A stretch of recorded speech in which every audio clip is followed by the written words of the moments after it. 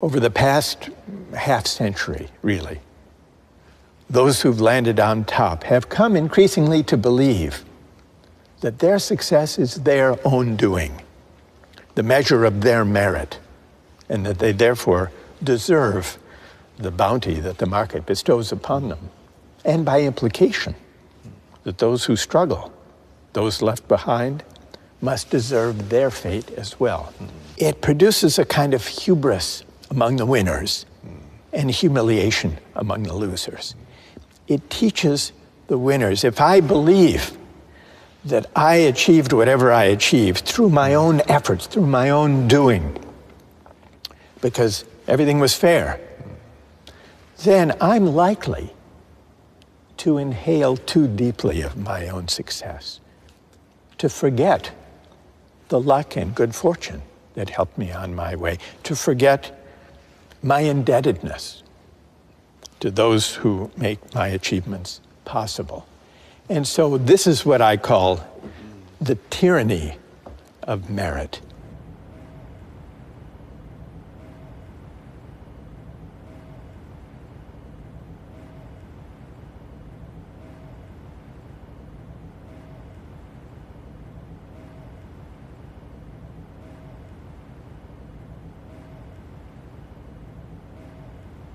Bring Michael Jordan here, I'm sure you can get him, and have him come and defend himself about why he makes $31 million. And I think what you're going to realize is his life was a very, very tough one to get to the top, and that we are basically being the majority oppressing the minority in a different light. It's very easy to pick on him. Very easy.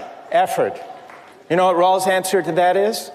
Even effort depends a lot on fortunate family circumstances for which we can claim no credit. Psychologists say that birth order makes a lot of difference in work ethic, striving, effort. How many here, raise your hand, those of you here who are first in birth order? I am too, by the way. Mike, I noticed you raised your hand. If the case for the meritocratic conception is that effort should be rewarded, doesn't Rawls have a point that even effort, striving, work ethic is largely shaped, even by birth order? Is it your doing, Mike? Is it your doing that you were first in birth order? So why should income and wealth and opportunities in life be based on factors arbitrary from a moral point of view? This way of thinking about success has deepened the divide between winners and losers. It has led the successful to look down on those who struggle, and it has led many working people who do not have meritocratic credentials of fancy university degrees to feel that the work they do is not valued, is not respected in the way perhaps it once was. To feel that in a highly technological, highly professionalized, credentialized society, that elites look down on them. This has always been present, always been part of the American story. But it's been, at least at times, kept contained underground at the periphery. The brighter ideals and aspirations predominated. When I was growing up, and through the 60s, for example, the civil rights movement, and the fight for racial justice, and the protest against the war in Vietnam, and the attempt to combat poverty with the Great Society. But from 2016, it became elevated with the presidency of Donald Trump. We've struggled more directly and more conspicuously, more frontally with the dark side, finding public expression. On the stage now. On the stage, public expression, rather than kept at the margins and at the periphery. and finding a voice in the media, and in social media especially. And now in a presidential campaign that will be a rematch of the one from last time. We've seen as a backlash against elites, especially against well-educated elites, professional elites. Donald Trump has been very effective at tapping into the grievances of people who feel they've been left behind and looked down upon. Humiliation. The politics of humiliation. And it's this sense of humiliation, I think, that opened the way for the politics of grievance that Donald Trump has been able to exploit. In the United States today, and in many parts of the world, is a politics of anger, resentment, and grievance without mutual recognition, without recognizing the value of the contributions that people make from different walks of life.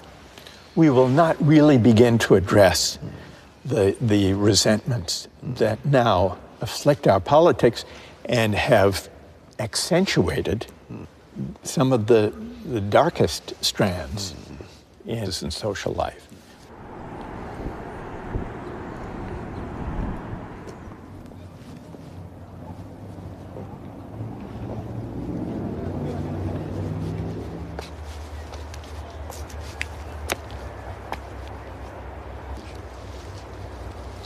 我想大家去国子监，在中国这个 meritocracy 是这么的受尊重。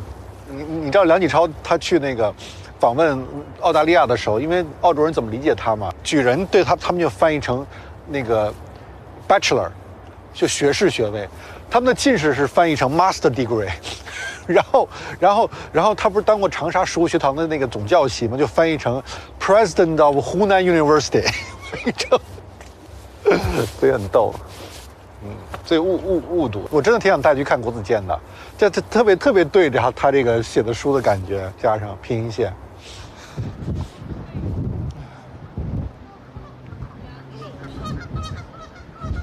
I'd like to invite you to offer your views about an incident, a story that I read about, where a 17-year-old boy sold his kidney.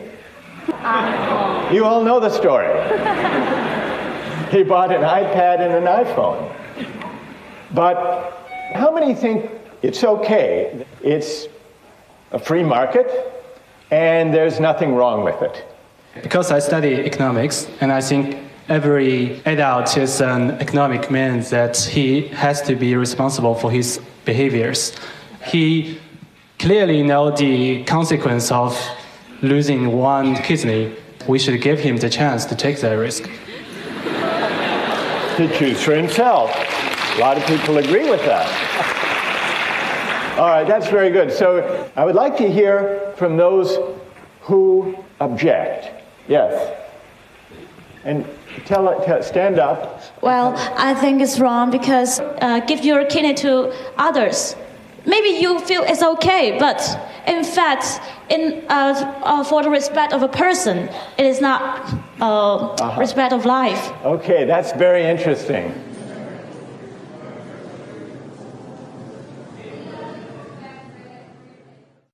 Even facing the same concept like justice. Yeah. You see the difference from different countries? Yes, yeah. It's prompted me to reflect on why there are these differences when I encounter them. When I had these conversations with young people in China in the 2000s, what struck me was, first, they did have very strong pro-market moral intuitions, as I mentioned. And I would put a lot of examples to students and to the audience, asking them whether they think this or that social practice should be governed by money or by other norms. So I put questions like this. What struck me was the moral intuitions about buying and selling were similar in the US and China. In Eastern Europe, it was similar. In Poland, for example. Most European countries, it was quite different. You think why? Why? Similar mentality? I think it's because, especially in the early 2000s, that China had experienced, the young generation had grown up with the market reforms. And it had been a period of tremendous economic growth. It's kind of freedom for them. Yeah, it was an expression of freedom and rising affluence, but especially of freedom. But at the same time, they were looking for meaning that markets could not provide.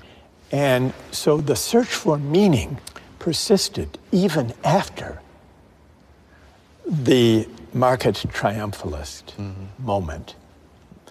And I think that one of the reasons that people were drawn to the Justice book was this sense that there are moral meanings that lie beyond markets and beyond economics.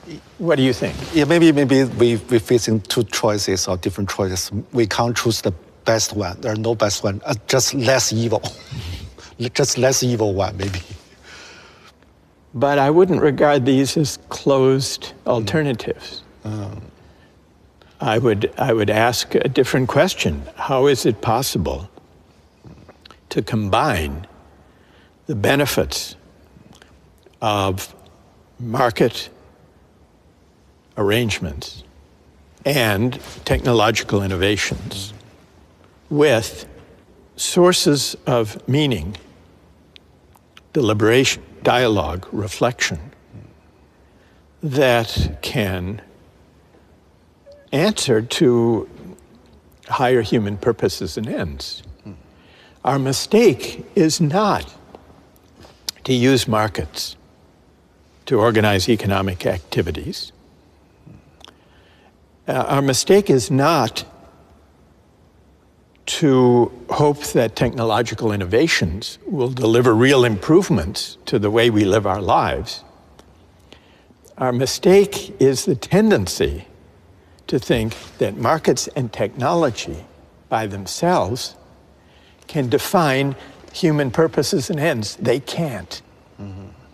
And when we put too much faith in them, when they become a kind of faith, almost a kind of religious faith, markets and technology, then we're bound to be disappointed. And when the disappointment comes, the disappointment may take harsh, dangerous forms. So the situation is so complicated. What kind of solution we can provide? We try to build dialogue, but very difficult. I think we need to focus less on arming people for meritocratic competition and focus more on contending with inequalities of income and wealth, but also inequalities of honor, recognition, and esteem. And this means we have to renew the dignity of work. We have to broaden our conception about what counts as a valuable contribution to the common good. And we need the kind of class-mixing institutions in civil society that will lead us to encounter one another, to be in one another's presence, not only on our phones, all the more so when our societies are divided and polarized, because the people we encounter tend to be people only like ourselves. We need to overcome that. But every solution, every theory always has its own flaw. Yeah. So how about your solution? Your attack the meritocracy, but maybe your theory, your book still has kind of flaw. Maybe you must overcome what kind of flaw it is. Right. Yeah. Well, what flaws have you identified? Let's start with that. I don't know. Maybe too idealistic. Too idealistic? Yeah. You think so? I don't know. That what I've just suggested is really too much to hope for. I don't think that reducing inequality and renewing the dignity of work and creating a greater equality of condition and recognition will happen anytime soon. They're not easy projects to undertake. So I want to be realistic about that. But do you think, should philosophy be more responsible for the historical consequence or not? The idea and the reality, Russell, Hegel. Yeah. They talk about inequality, talk about the virtue, but the consequence may be this one. Yes. Yeah, extreme opposite. Yes. How to see the paradox?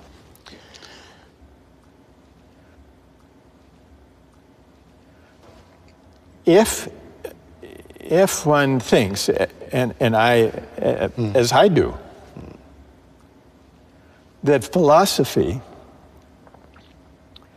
is always situated in the world, that philosophy should attend to the world, then philosophy cannot be indifferent, and the philosopher cannot be indifferent to the way in which various people or parties or movements implement philosophical ideas. So there's always an interplay between political practice and the philosophical ideas that inform it.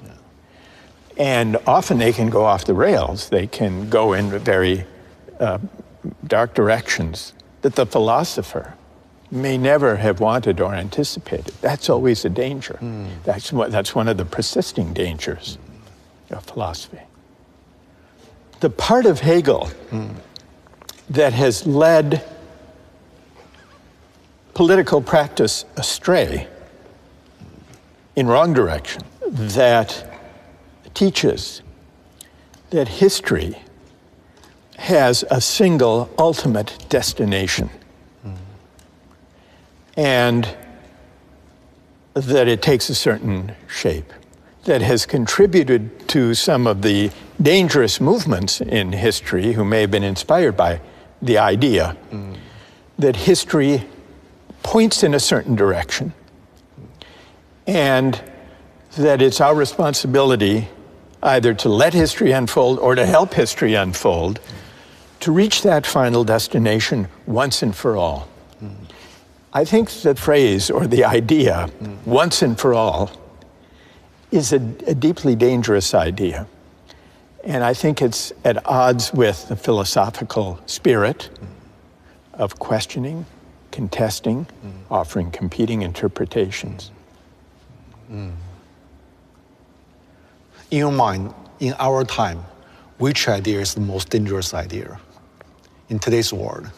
I would say that the forces today that are most dangerous are the versions of religious fundamentalism or of hyper-nationalism or of ideological purity that all draw in one way or another on the idea that moral truths and human truths are singular, that there's only one way of interpreting our past, there's only one historical end or destination, there's only one true way of interpreting religious and spiritual traditions.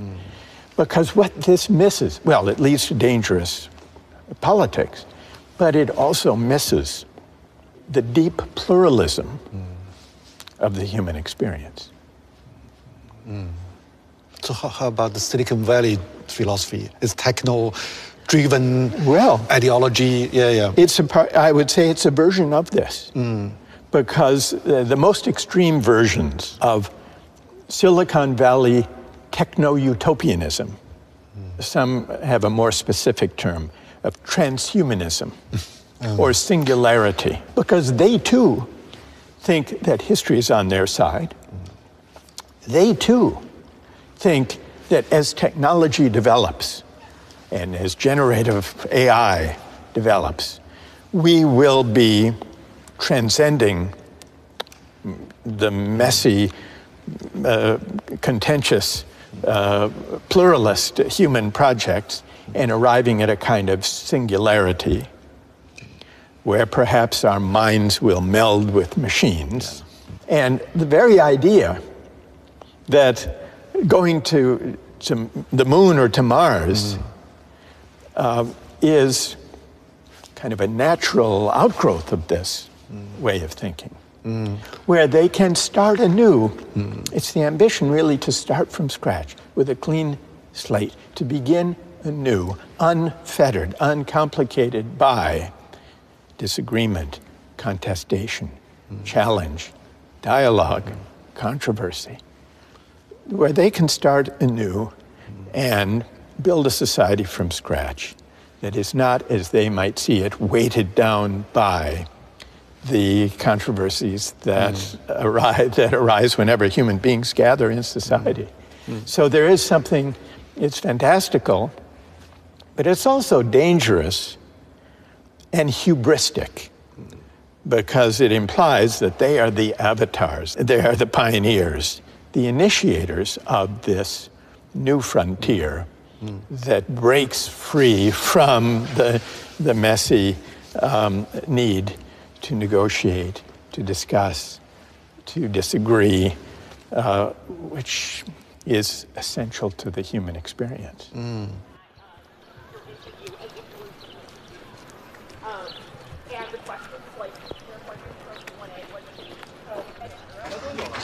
我啊，8月来的。哦，都快这个快结束了是吧？对，6月结束1年。我们进来吧。对。而且你是哪天到的？前天刚到。哦，所以还有时差吧？有用户现在。如果从他第一本书一直到现在，这40多年过去了嘛，你觉得他身上一以贯之的这个逻辑，或者他的一个对世界理解的方式、视角是什么呢？他有一些东西是没有变，他认为公共精神，对于个人和对于一个国家或者民族或者世界的政治都是特别重要的。所以公共性就是大家要商量，不能有些事情那么独断的来做，就是通情达理，就 reasonable。你不能有一个说我们发现了一个法则，这个法则无论是你是用政治上的那种规约教条也好，或者市场上教条也好，你都要得想想，在各种不同的情景下，它会怎么样？它是不是在有些地方可以转变，可以变通？它是应该不断的被检讨的。但我们的教育特别容易给我们这种思维方式。对，像绝对主义和相对主义这样的问题，你没有办法用一个完全的论述来给出一个好的答案。但是只要我们回到生活的场景里、情景里，更好的方式总是有可能的。那么就让我们去找那个更好的方式。我们不要总体性的解决问题，对，要回到非常具体的那种状态里。当然，这个具体的问题，我们会有一些哲学的想法，一直能够启示我们去探索。大家相互讨论啊，理性的推论啊，它是一套生活方式。如果真的有这套生活方式，让我们寻求更好的办法，总是有可能的。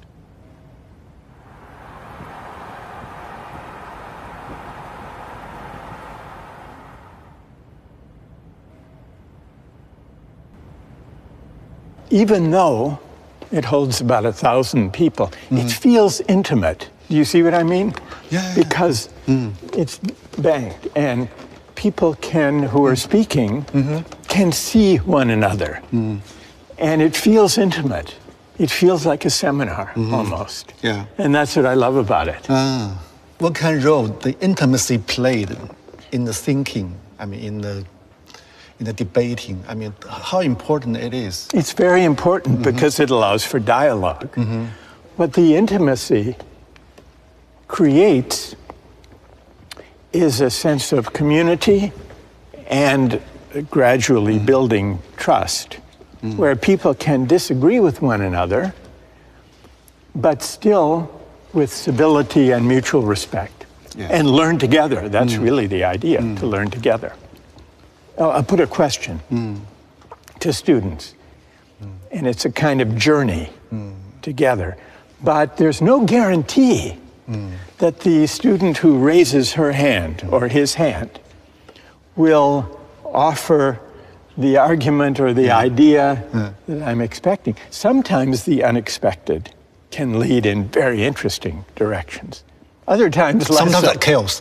Well, yeah, sometimes chaos to emerge. So which part is most difficult? I mean, it's a journey. Sometimes journey is boring. Sometimes journey is very exciting. Sometimes dangerous. Yes.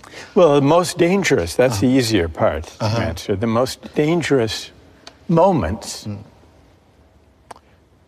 but in some ways the most important moments, are the ones where the questions we're discussing come closest to the personal feelings and convictions of students. And those are the dangerous moments, but they can also be the most revealing and clarifying moments. What I try to do when I teach is to bring philosophy down to earth, to show students how they have a stake in what famous philosophers of the past have written. Philosophy does not only reside in the heavens, far beyond the world in which we live. It inhabits the city. It informs our everyday life.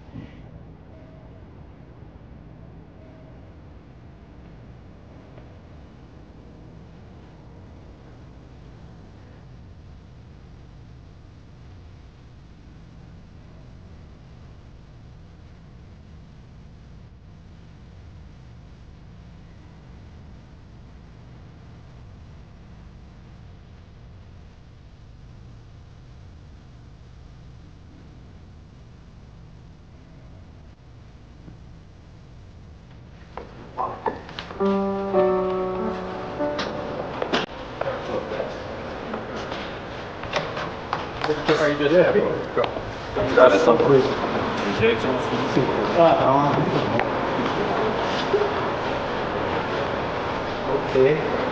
See you next time. Okay, yeah, Okay. all the best. Okay, thank you so much. See you. Take care. Bye bye. Bye bye.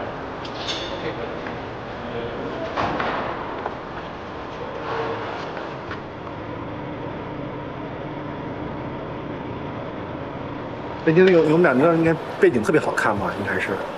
我回去好好练练英文，我英文不行。你昨天不是刚说过不练了吗？就专注自己的事儿吗？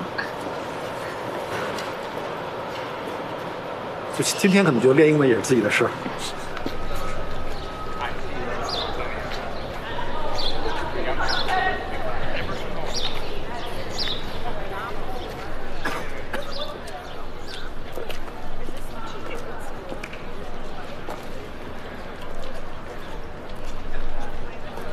突然在舞台上，我变成那个被他追问的人，那一刻你突然意识到，当你被追问的时候，才是你的思考真正打开的时候。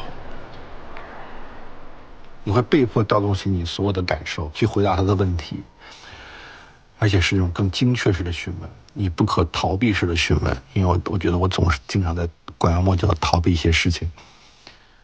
我们刚做这个13邀节目的时候，陈嘉映老师7、8年前跟我说，他劝我去读哲学书，我一直就没好好读过。